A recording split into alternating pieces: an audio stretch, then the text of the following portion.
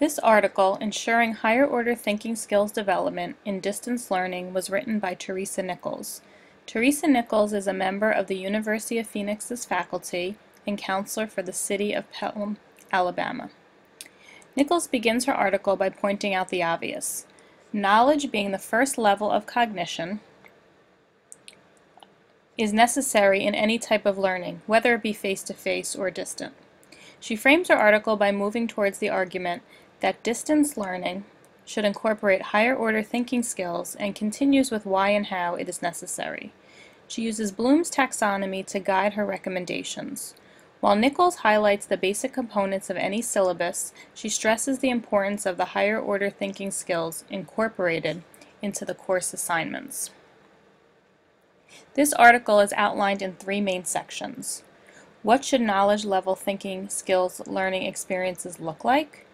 What should higher order thinking skills activities look like, which is the main section, and how should higher order thinking skills learning experiences be assessed? While looking at the knowledge level thinking, Nichols discusses this being the lowest level of Bloom's taxonomy, defining it as the ability to comprehend information. Specific examples she provides as a means for accomplishing this is by the following. When the skill is knowledge, activities that teachers do include having the students identify, list, label, name, and match. As a result, students are often asked to describe a process, identify components of, list major reasons, label parts of, and so on. When asked to comprehend, students are often asked to interpret, predict, summarize, order, paraphrase, and trace.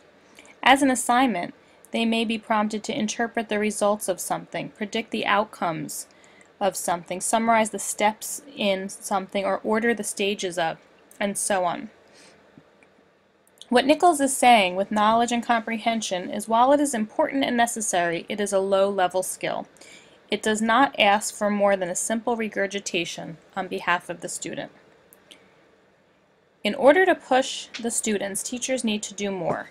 She argues that students need to interact with the information, the knowledge, and learn how to successfully transfer it to other situations. Relating to distance learning, Nichols claims that the students in distance classes are no better off than those in face-to-face if they are both merely required to read and answer questions. Whether it be face-to-face or distant, teachers need to encourage students to push the boundaries by interacting with information at a higher level than reading and spitting out. Again, based on Bloom's taxonomy, Nichols outlines 4 ways this can be accomplished.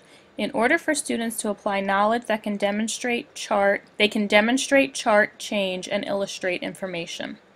Assignments may ask the students to demonstrate the effectiveness of something, chart the instances of, change the variables, or illustrate the theories of different content areas.